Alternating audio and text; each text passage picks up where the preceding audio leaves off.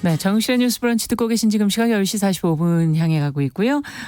목요일마다 이 코너 기다리시는 분들 많으시죠? 작은 서점의 개성을 반영한 신간 소개 코너입니다. 동네 책방. 오늘은 부비프의 박은지 대표 자리해 주셨어요. 어서 오세요. 안녕하세요. 네, 오늘은 어떤 책을 같이 읽어볼까요? 네, 오늘 소개해드릴 책은 지금 뜨겁게 주목받고 있는 젊은 작가죠. 그 강화길 소설가의 신작 소설집 화이트 호스인데요. 네. 출간된 지 이제 딱 일주일 된 아주 따끈따끈한 책입니다. 정말 인쇄소에서 따끈하게 나온 그 정도.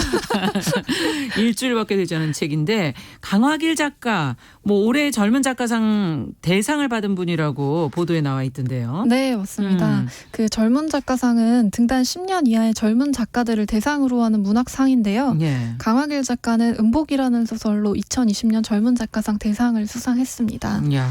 이 소설에서 가족 내의 젠더 권력을 서늘한 필치로 묘사해서 주목을 받았었어요.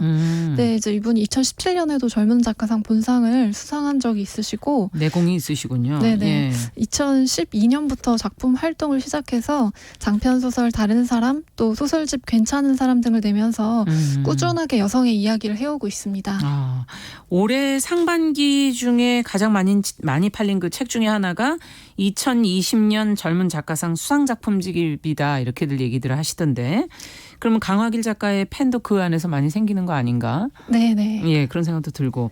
자, 오늘 가져오신 이 화이트호스는 그러면 어떤 내용의 마찬가지로 여성에 관한 그런 책인가요? 네, 맞습니다. 이 책에는 젊은 작가상 그 대상을 받았던 음복을 비롯해서 표제작인 화이트호스 또 2018년 김유정 문학상 후보작이었던 손 등을 포함해 강화길 작가가 최근 3년 동안 발표했던 소설 7편이 실려 있어요. 네. 네, 책에 수록된 소설들이 하나같이 재밌었는데요. 하나같이 재밌어요. 하나도 빠짐없이 재밌더라고요. 네. 그러기가 사실 어려운데. 맞아요. 그것도 네, 소설집, 단편집 이런 걸 보면 네. 좋아하는 게 몇 개 있고 그것만 해도 건졌다 이렇게 생각할 때가 있거든요. 맞아요. 근데 다 하나같이 재밌어서 오늘 들고 왔고요. 이 7편의 소설을 관통하는 몇 가지를 꼽아볼 수가 있을 텐데 네. 뭐예요? 우선 화자가 모두 여성이에요. 네. 네, 이제 어떤 여성들이지? 음복에서는 그 결혼 후에 처음 시댁 제사에 간 여성이 등장을 하고요. 가원이라는 소설에서는 다음 세대에게 더 나은 자리를 물려주려고 하는 할머니와 그런 할머니를 미워하다가 점차 이해하게 되는 손녀가 나오고요. 네. 그 밖에도 귀갓길에 탄 택시에서 공포에 떠는 여성이라던가 해외로 파견 근무를 간 남편 대신에 홀로 딸을 키우는 여성, 주인공을 비롯해서 주변 여성들까지 정말 많은 여성들의 이야기가 그려지고 있어요. 그래서 소설을 따라 읽는 것만으로도 지금 여기에서 여성으로 산다는 것에 대해 많은 생각을 해보게 됩니다. 그러네요. 네. 네, 이 책에서 또 하나 주목할 만한 것은 소설 전반에 흐르는 긴장과 불안이 아닐까 싶어요. 긴장과 불안. 네. 독자를 긴장하게 한다는 건가요? 네네. 저도 손에 땀을 주면서 봤는데 호러인가요, 그러면? 스릴러라고 할 스릴러? 수가 있죠. 네. 예. 강화길 작가가 인터뷰를 보니까 서스펜스가 진한 작품을 좋아한다고 하더라고요. 그래서 여기 실린 소설들 역시 스릴러의 형식을 띠고 있는데요. 뭔가 숨겨져 있거나 아니면 혹은 가려져 있고요. 이야기를 이끌어가는 그 여성들은 이상한 기척을 먼저 감지하고 알아채기도 하고요.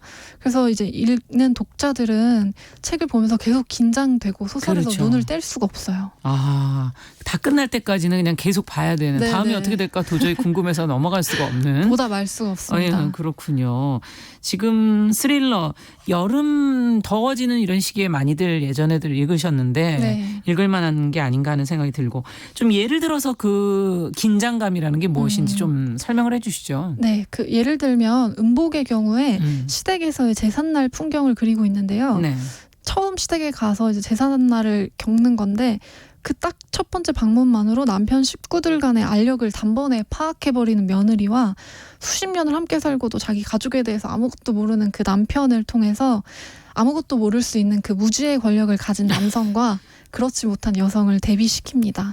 그래서 눈치 빠르고 예민한 여자와 아무것도 모르는 남자. 이게 어떻게 보면 주변에서 종종 들어봤을 법한 얘기이기도 하고요. 들어봤을 법한 게 아니라 많이 들어요.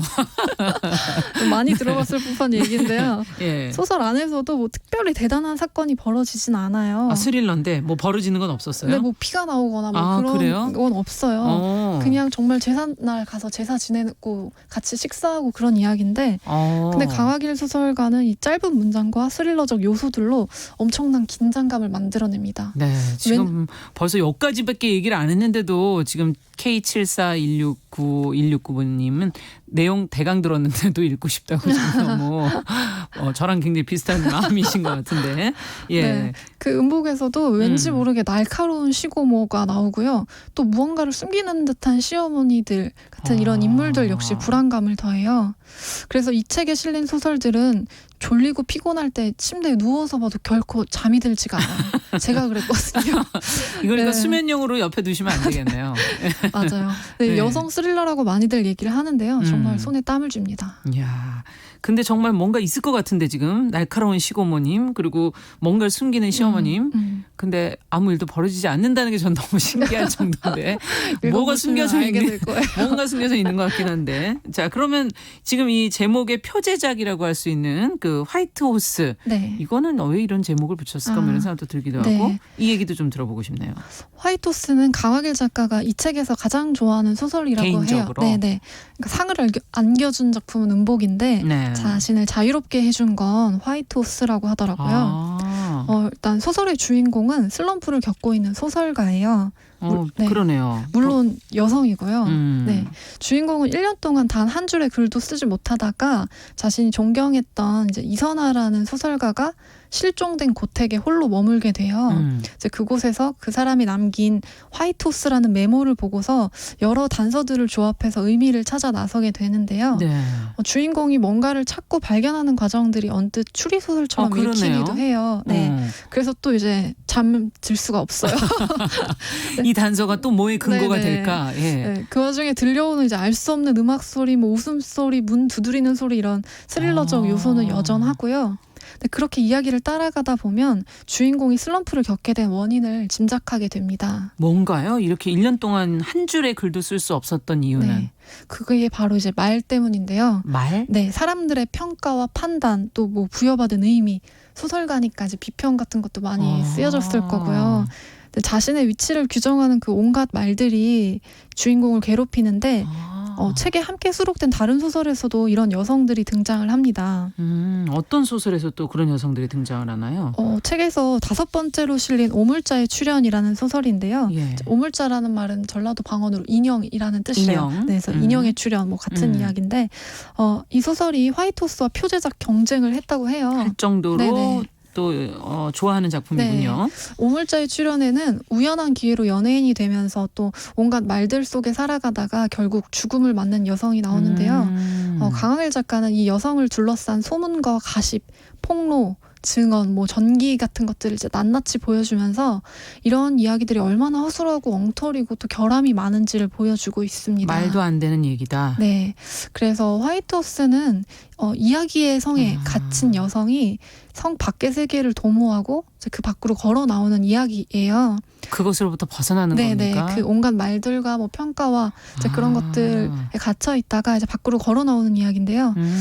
여성의 죽음에서 시작된 오물자의 출현과 달리 화이트호스의 여성은 자신을 둘러싼 말과 평가를 벗어던지고 정말로 성 밖으로 걸어 나오면서 앞으로는 나만의 새로운 의미를 찾아 나서겠다는 걸 이제 암시하면서 소설이 끝납니다. 용기 있게. 네.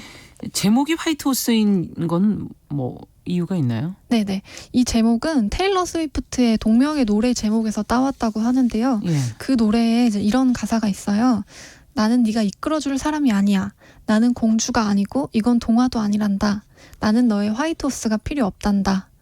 이런 백마탄 기사가 와서 네네 맞아요. 뭔가를 이끌어주려고 그럴 때 네. 나는 너의 그 백마도 필요 없고 공주도 아니고 난 이거 동화도 아니고 네 맞습니다. 너가 이끌어줄 필요도 없고 이 소설 속의 주인공은 자기 생각과 달리 너무 호평을 받았다고 생각을 하거든요.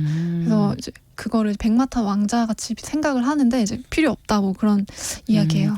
그런 칭찬을 또 필요 없다고 하는 것도 쉬운 건 아닌데요. 그렇죠. 예, 그것도 용기가 필요하죠. 맞아요. 예. 더 자세한 얘기는 이제 작가의 말에 나와 있는데 네. 저는 이 책을 읽어야 하는 여러 가지 이유 중 하나가 또 작가의 말이 아닐까 작가의 싶었어요. 말. 예. 왜냐하면 강하길 작가가 원래 작가의 말을 한 줄 쓰는 분인데 오. 이 책에서는 3장을 쓰셨거든요. 3장. 예. 네, 그러면서 앞으로 다시는 작가의 말을 이렇게 길게 쓰지 않겠다고 선포를 해서 이거 읽어봐야 된다고 생각이 들었어요. 야, 더 궁금하게 만드시는데. 예. 자, 어쨌든 한마디 끝으로 정리해 주신다면? 여기 실린 소설들이 스릴러로 분류가 되는데 결국엔 삶에 대한 이야기가 아닐까 싶어요. 그 다양한 여성들의 삶이 스릴러의 문법을 만났을 뿐인데요. 그렇게 다다른 결말에 이르면 우리가 평범하다고 여겼던 일상도 어찌 보면 긴장과 불안을 딛고 유지되는 한편의 스릴러이기도 했겠구나라는 생각을 해보게 됩니다. 그래서 올여름 더위를 식혀줄 이 여성 스릴러 꼭 읽어보셨으면 좋겠습니다. 네, 삶의 긴장과 불안이죠. 뭐. 예. 오늘 부비프 박은지 대표와 함께 화이트 호스 강화길 작가의 소설집 같이 읽어봤습니다. 말씀 잘 들었습니다. 네, 감사합니다. 자, 정용실의 뉴스 브런치 목요일 순서 여기서 마치도록 하겠습니다. 저는 내일 10시 5분에 다시 찾아뵙겠습니다. 감사합니다.